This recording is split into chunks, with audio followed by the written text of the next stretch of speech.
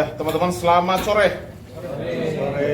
Jadi sebagai advokat, pertama-tama harus jelas dulu nih ya, legal standing kita adalah surat kuasa. Ya, surat kuasa dari klien saya itu bernama Tuan M. Fahyumi bin Syarbini. Ya, dan saat ini lagi ditahan di Polda Kepri. Jadi hari ini teman-teman saya akan press release terkait dengan persoalan yang terjadi terhadap klien saya.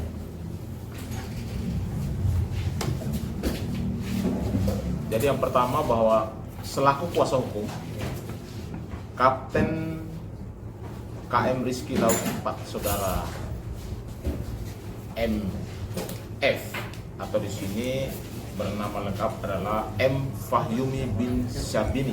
Ya. Klarifikasi terkait proses penangkapan, proses penyitaan, barang bukti, penetapan tersangka, dan penahanan yang dilakukan oleh tim Subdit 4 Tipiter, tim Krimsus Polda Kepri pada tanggal 29 2005. Saya temukan banyak kejanggalan prosedural yang berpotensi mencederai hak-hak klien saya yang bertentangan dengan hukum positif yang berlaku. Kronologi ya, saya harus sampaikan kronologi yang sebenarnya. Pertama-tama, hari Kamis tanggal 29 2005 itu adalah hari libur nasional. 00.30 jam 12.30 atau 00.30 WIB tanggal 29, KM Rizky Laut 4 berangkat dari Tanjung Uncang menuju perairan Kabil. Jam 1 dini hari 01.00 setelah selesai kegiatan, kapal kembali menuju Tanjung Uncang. Di perairan Tanjung Uncang, kapal dalam kondisi berjalan normal, tanpa adanya pelanggaran, tanpa adanya ceceran minyak, tanpa adanya kerusakan, tanpa korban jiwa.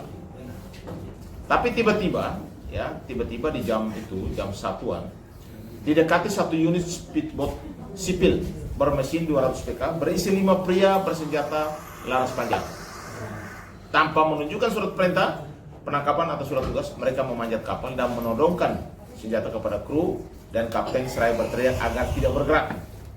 Dan HP awak kapal disita tanpa berita acara penyitaan. Dan kemudian kemudi kapal udah pasti ya. Di sini menurut kapten kapal yang saya sudah ketemu menyatakan bahwa diambil paksa. Dan jalurnya akhirnya karena waktu situasi air surut jam 3 pagi kapal akhirnya melalui jalur dangkal sehingga kandas di pasir, tidak terjadi kecelakaan, kerusakan, tumpahan minyak atau korban jiwa. Jam 11.30 ya, jam 11.30 di tanggal 30 KM Rizky Laut 4 tiba di dermaga Mako Polairut Polda Kepri.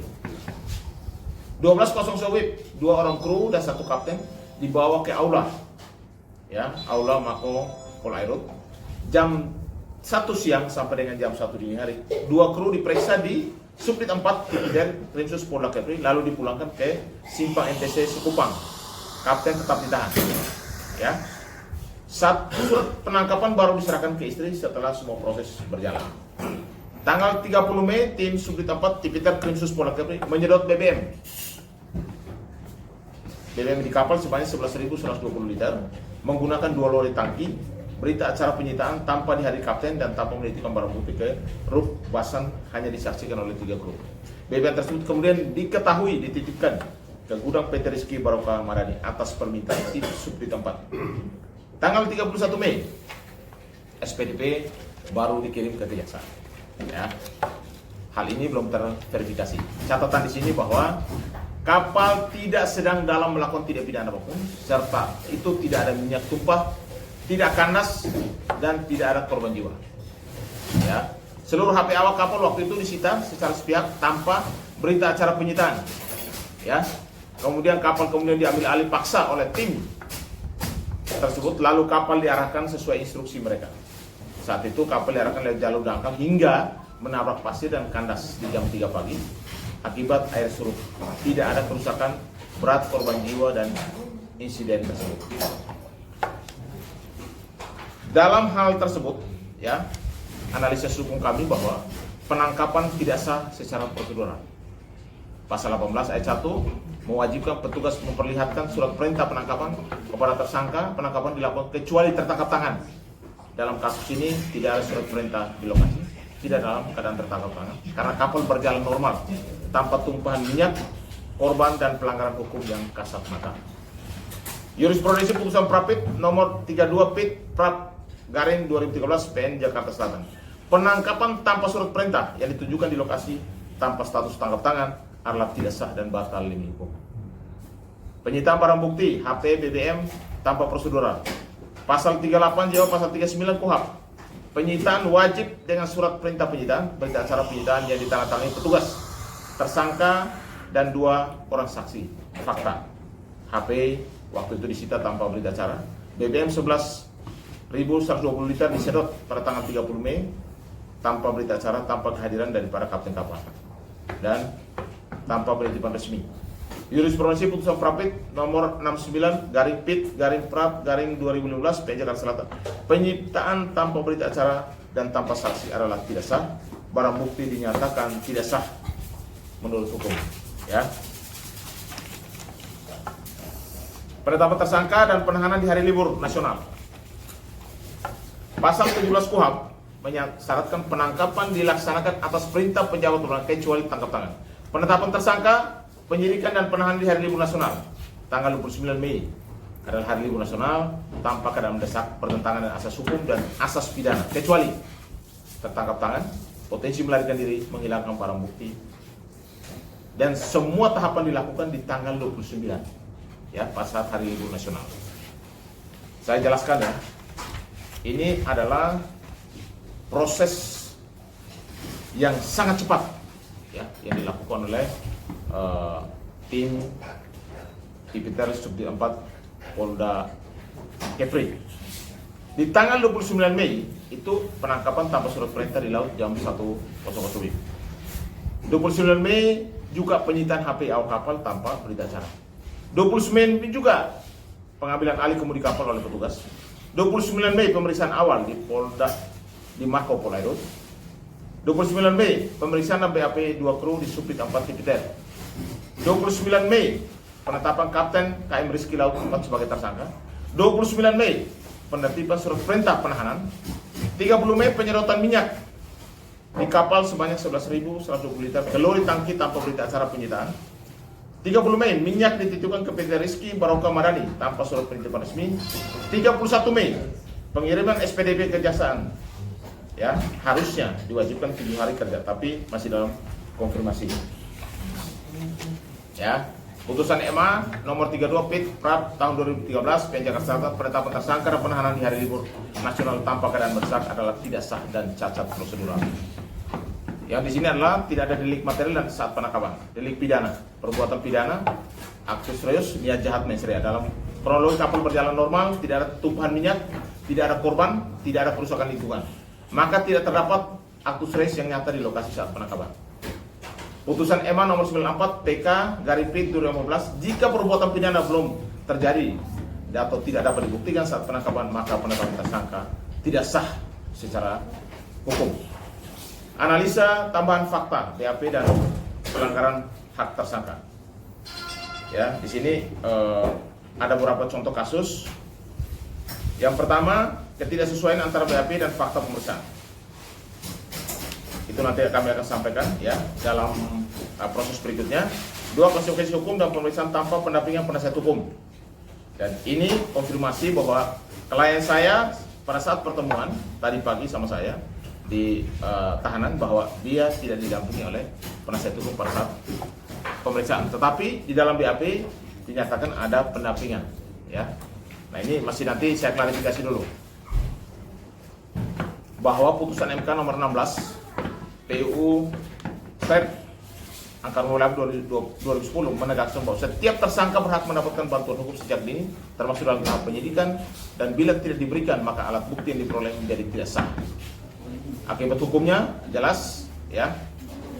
Dan yang berikut yang saya mau perlu sampaikan bahwa saya sudah melakukan investigasi dan juga penyelidikan di wilayah TKP bahwa kami menduga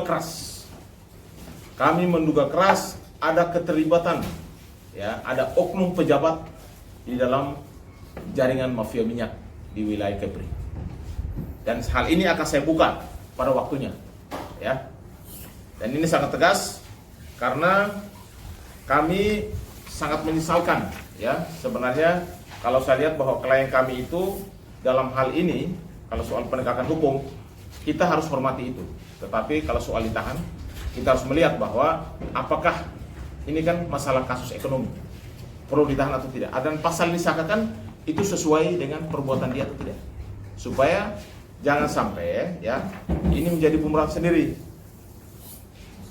Yang berikut kesimpulan, ya kesimpulan di sini saya mau sampaikan. Yang pertama, proses penangkapan, penetapan tersangka dan penahanan terhadap Kapten KM Rizky Laut 4 Saudara MF dilakukan dengan melanggar prosedur hukum yang diatur dalam KUHP dan asas hukum yang acara pidana, termasuk pelanggaran terhadap hak tersangka sebagaimana dijamin oleh Undang-Undang Nomor 8 Tahun 1981, ya Undang-Undang 39 Tahun 99, Undang-Undang HAM dan Putusan Mahkamah Konstitusi Nomor 16, TUU Angka 8 Tahun 2010. 2. Pemeriksaan terhadap tersangka dilakukan tanpa pendampingan. Ada informasi yang saya dapat langsung dari klien saya. 3 kali saya bertanya apakah saudara didampingi, dibilang tidak. Nanti kita akan klarifikasi dari pihak kepolisian karena di BAP ternyata ada pendampingan, ya. Kalau misalnya pendampingan ternyata tidak ada, berarti cacat hukum dan tidak syarat formilnya tidak terpenuhi sebagai alat bukti yang sah. Ini mencederai hak konstitusional tersangka dan bantuan hukum, menciptakan ruang terjadinya tekanan atau intimidasi dalam BAP. 3. Penyitaan HP, ya. Harusnya dalam penyitaan itu harus ada berita acara penyitaan. Itu jelas diatur dalam pasal 38, 39 dan 44 KUHP dan ada jurisprudensinya. Fakta BBM dititipkan juga, harusnya ada yang namanya berita acara dan harus disaksikan oleh kapten kapal. Seluruh tindakan penyitaan, pengalihan kemudi kapal hingga penahanan dilakukan pada hari libur nasional tanpa dasar keadaan yang mendesak. Hal ini melanggar prinsip profesional, proporsionalitas, legalitas dan akuntabilitas dalam pelaksanaan wewenang aparat penegak hukum. Dan yang saya di sini saya tetap tegaskan bahwa ada dugaan kuat ada pejabat di dalam jaringan mafia minyak di Kepulauan Riau, dan ini harus tetap dilakukan penyelidikan, ya penyidikan. Yang berikut dari sudut pandang kami, ya bahwa hukum pidana material peristiwa terjadi dikualifikasi sebagai delik sempurna. Tidak ditemukan kerugian nyata, ada korban dan kerusakan dan tumpahan minyak di lokasi. Yang nyata, yang fisik nyatanya tidak ada. Yang berikut belum terbukti ada elemen real, ya dari klien kami. Unsur pasal 323 Undang-Undang Pelayaran dan pasal 53 Undang-Undang Migas belum terbukti secara kumulatif maupun alternatif, ya. Dengan demikian kami menilai bahwa seluruh rangkaian tindakan hukum terhadap klien kami akan batal demi hukum, tidak sah dan mencimrikkan penyelewengan wewenang demi tegak keadilan perlindungan hak asasi warga negara. Dalam waktu dekat kami akan segera mengajukan permohonan pra-pit untuk membatalkan status tersangka, ya status tersangka dan penahanan dan penyitaan terhadap klien kami yang kami anggap cacat prosedural. Dan kami juga akan melakukan langkah-langkah hukum, ya akan mengadukan perkara ini karena kami menduga keras ada keterlibatan oknum pejabat di wilayah Kepri di dalam mafia minyak, sehingga kami akan bersurat, ya kepada Kompolnas, kepada Mabes Polri dan Propam, KPK, Kejaksaan Agung dan beberapa departemen lainnya termasuk Menteri HAM dan Komnas HAM, ya supaya kami minta turun langsung ke wilayah Kepri untuk melakukan penyelidikan, pemeriksaan dan audit terhadap perkara yang sedang berjalan di Polda Kepri untuk menjaga konstitusional kita, menjaga HAM dan juga menjaga hukum positif kita di Republik Indonesia. Itu saja yang perlu saya sampaikan kepada teman-teman semua. Kalau ada pertanyaan silakan, ya. Bang, rencana mengajukan rapidnya kapan, Bang? Dalam waktu sedekatnya. Bila perlu, kalau minggu depan tidak ada halangan. Kalau tidak, 2 minggu ke depan. Bang, ada intervensi nggak klien abang, Bang? Kalau intervensi tidak ada, ya saya sudah tanya bahwa tidak ada intervensi. Tetapi yang saya perlu tanyakan itu, klien saya menyatakan tidak ada pendampingan dari pengacara yang ditunjuk ataupun yang polisi tunjuk. Tetapi di BAP ada pendampingan. Nah ini yang saya akan luruskan, ya antara klien saya dan penyidik. Dalam penyitaan ya, Bang, ya? Semuanya. Semuanya. Dan saya kenapa akan mengambil langkah Prapit? Karena yang pertama bahwa menurut kami setelah kami lakukan analisa, kami lakukan gelar bahwa dari proses penyelidikan, penyitaan sampai penetapan tersangka, ya kami anggap itu tidak sah dan itu improsedural. Yang mana kami minta nanti kepada Hakim Prapit ya untuk membatalkan status tersangka yang saat ini disandang kepada klien saya. Kenapa? Karena apa saya bilang tidak sah? Polisi menyatakan sudah prosedural. Yang kita uji saja nanti di pra peradilan supaya semuanya fakta, semuanya sah karena yang menguji adalah pengadilan. Oke, tapi kondisi baik-baik aja bang, tidak ada. Kalau untuk klien saya kondisinya sehat. Tidak ada Ya. tekanan atau Tidak ada.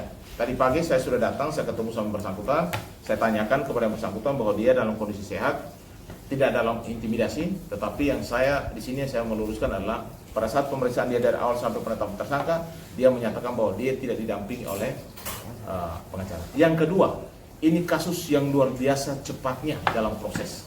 Di saat hari libur, ya ditangkap seseorang dalam 1x24 jam sudah bisa ditetapkan tersangka dan besok hari kemudiannya sudah ada SPDP dalam keadaan hari libur nasional. Apakah urgensi? Ada mendesak apa? Sehingga harus apakah ini kasus narkoba, kasus korupsi, kasus terorisme? Ini kan kasus ekonomi yang harusnya dipanggil dulu. Dan itu kalau menurut kami kalau memang tertangkap tangan, harusnya kan tidak ada laporan polisi. Kalau ada laporan informasi, itu kan tertangkap tangan. Ya, berarti kan ada laporan. Dan apakah petugas darat boleh langsung menangkap di laut? Nah, ini saya harus tanyakan dulu supaya jelas. berarti ada permainan abang lihat gak sih ada memang ada. Kalau saya duga keras bahwa oknum- ada oknum pejabat di Kepulauan Riau ya, Kepri, yang memainkan peranan dalam mafia minyak tersebut. Dan saya minta kepada para lembaga penegak hukum, bahkan Kementerian Hukum, Kementerian Kementerian HAM, bahkan dari Mabes Polri, ya, dari KPK, Kejaksaan Agung untuk turun. Karena ini saya mendapat informasi, ya, masih dugaan ya, tapi mudah-mudahan lembaga penegak hukum di Indonesia, bahkan Komisi 3 DPR RI untuk turun coba melakukan investigasi di wilayah Kepri. Karena ada dugaan banyak adanya mafia minyak yang berkeliaran di wilayah Kepri. Berapa orang bang yang dijadikan tersangka? Saat ini sebenarnya krunya kan ada 3, kapten 1 yang ditahan saat ini dan jadi tersangka adalah kapten 1. Hanya satu. Satu orang. Bang, saat ada ini ya. Ada indikasi ini nggak sih bang persaingan usaha mungkin bisnis sama ini? Kalau sudah mafia kan pasti kan merangkum semuanya. Apakah itu persaingan usaha? Apakah itu memang ada kasus hukum?